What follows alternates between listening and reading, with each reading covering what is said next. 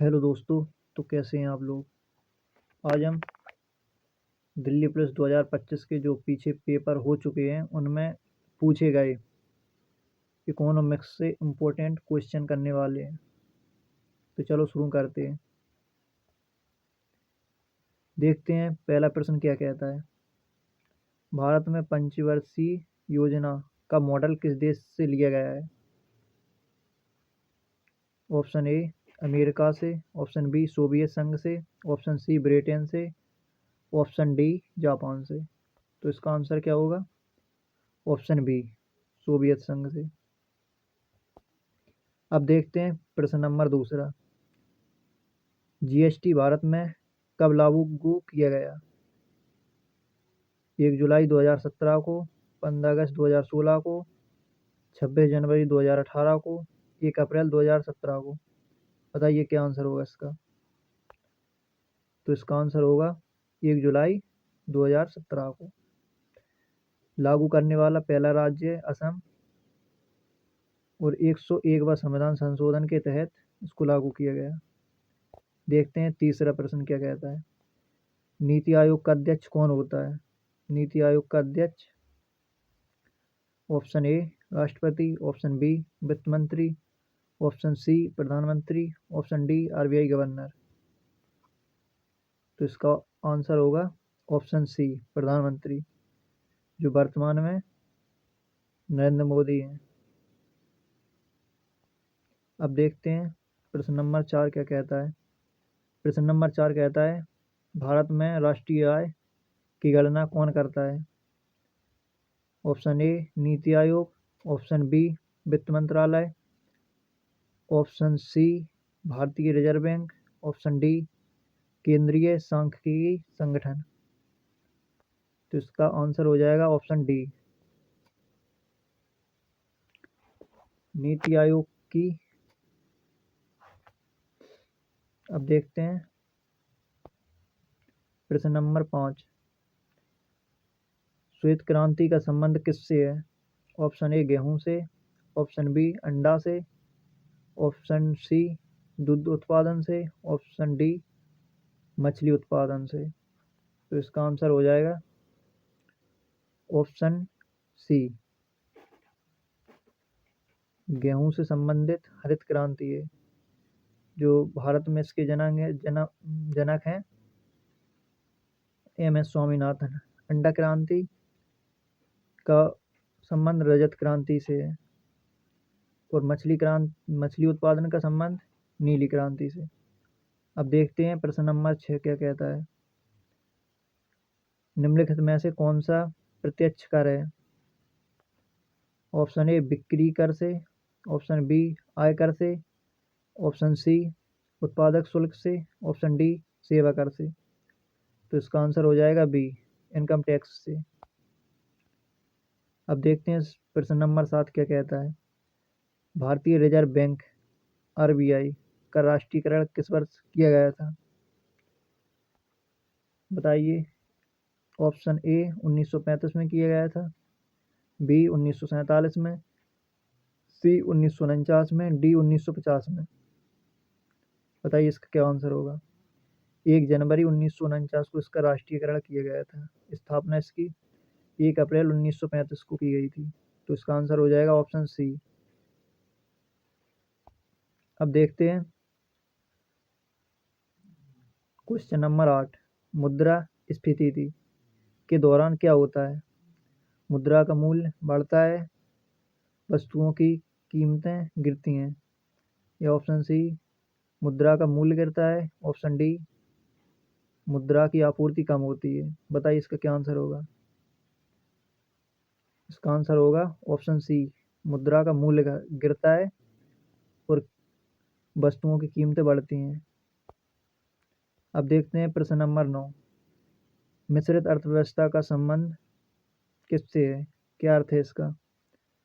तो मिश्रित अर्थव्यवस्था का ऑप्शन सार्वजनिक और निजी क्षेत्र का सह अस्तित्व, या ऑप्शन बी कृषि क्षेत्र, या ऑप्शन सी भारी उद्योगों का विकास, ऑप्शन डी केवल विदेशी का। तो मिश्रित अर्थव्यवस्था का इसका क्या आंसर होगा बताइए। तो इसका आंसर होगा ऑप्शन ए, सार्वजनिक और निजी क्षेत्र का सह अस्तित्व। अब देखते हैं प्रश्न नंबर 10 क्या कहता है। प्रश्न नंबर 10 कहता है भारत में पहली पंचवर्षीय योजना किस मॉडल पर आधारित है। बताइए। भारत में पंचवर्षीय योजनाओं की शुरुआत 1951 से हुई है और जो सोवियत संघ से लिए गए हैं। तो इसका क्या आंसर होगा। ऑप्शन ए, मान-लोविस model.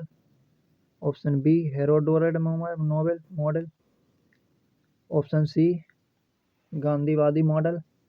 Option D, Bombay plan. बताइए इसका क्या आंसर होगा। तो पहली पंचवर्षीय योजना का मॉडल हेरोडोमर मॉडल था, जो कि 1951 से 1956 चली थी।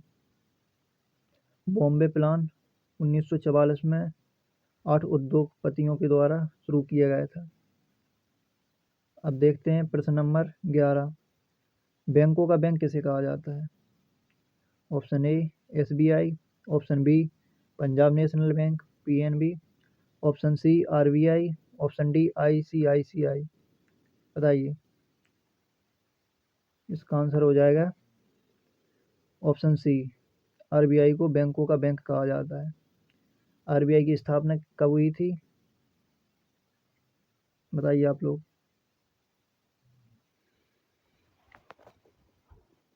1 अप्रैल 1935 में।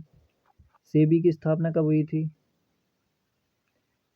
सेबी की स्थापना हुई थी 1 जुलाई 1955। पंजाब नेशनल बैंक की स्थापना इसकी हुई थी 1884 में, सॉरी 1894 में। ICC की इसकी भी यही हुई थी। अब देखते हैं। तो इसका आंसर हो गया RBI। अब देखते हैं क्वेश्चन नंबर 12। छिपी हुई बेरोजगारी मुख्य रूप से किस क्षेत्र में पाई जाती है। छिपी हुई बेरोजगारी, इसे प्रच्छन्न बेरोजगारी भी कहते हैं। तो इसका संबंध किससे है। ऑप्शन ए, विनिर्माण क्षेत्र। ऑप्शन बी, सेवा क्षेत्र। ऑप्शन सी, कृषि क्षेत्र। ऑप्शन डी, रक्षा क्षेत्र। तो इसका सही आंसर है ऑप्शन सी, कृषि क्षेत्र से है, क्योंकि यहाँ पर आय की अपेक्षा ज़्यादा मजदूर काम करते हैं। अब देखते हैं प्रश्न नंबर 13 क्या कहता है। भारत में 1 रुपए के नोट पर किसके हस्ताक्षर होते हैं। ऑप्शन बी ए, RBI गवर्नर। ऑप्शन बी, प्रधानमंत्री। ऑप्शन सी, वित्त सचिव। ऑप्शन डी, राष्ट्रपति। तो इसका सही आंसर क्या हो जाएगा। इसका सही आंसर हो जाएगा ऑप्शन सी, वित्त सचिव के सिग्नेचर होते हैं।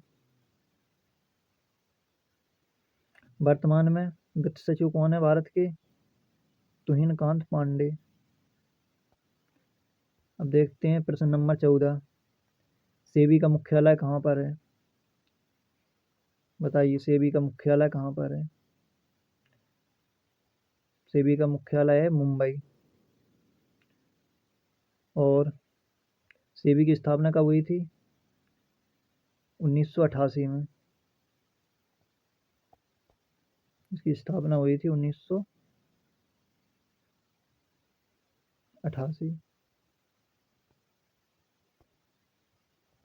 अब देखते हैं प्रश्न नंबर 15। ये बजट घाटा क्या है। बजट घाटा क्या है। राजस्व और व्यय के बीच का अंतर, कुल प्राप्तियां और कुल खर्च के बीच का अंतर, केवल ऋण का अंतर, केवल ऋण या मुद्रास्फीति की दर। तो इसका आंसर हो जाएगा ऑप्शन नंबर बी, कुल प्राप्तियां और कुल खर्च के बीच का अंतर बजट घाटा कहलाता है।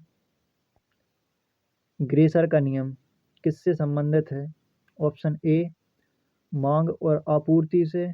ऑप्शन बी, मुद्रा के प्रचलन से। ऑप्शन सी, घाटे घाटे का बजट। या ऑप्शन डी, कराधान। इसका सही आंसर क्या हो जाएगा? ऑप्शन बी, मुद्रा के प्रचलन से। अब देखते हैं प्रश्न नंबर 17। मेक इन इंडिया कार्यक्रम की शुरुआत कब हुई थी? मेक इन इंडिया बताइए। Option A 2014, option B 2015, option C 2016, option D 2017। बताइए इसका आंसर। तो इसका सही जवाब है 25 सितंबर 2014 को मेक इन इंडिया की शुरुआत की गई थी। 2015 को अटल पेंशन योजना शुरू हुई थी और महिला सशक्तिकरण, जिसमें नारा दिया गया था बेटी बचाओ बेटी पढ़ाओ, ये 2015 को शुरुआत हुई थी इसकी।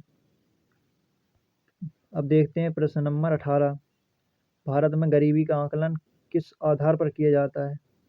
ऑप्शन ए जीवन स्तर पर, ऑप्शन बी प्रति व्यक्ति आय पर, ऑप्शन सी उपभोक्ता व्यय पर, ऑप्शन डी शिक्षा का स्तर। बताइए इसका सही आंसर हो जाएगा ऑप्शन सी उपभोग व्यय पर। प्रति व्यक्ति आय सबसे पहले दादाभाई नौरोजी ने इसकी गणना की थी 1966 से 67 के बीच, जो निकली थी 20 रुपये प्रति व्यक्ति आय निकली थी। अब देखते हैं 1919 नंबर प्रश्न। नाबार्ड की स्थापना किस वर्ष हुई?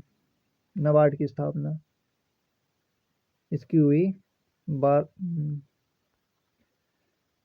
तो option A 1980, option B 1982, option C 1985, option D 1992।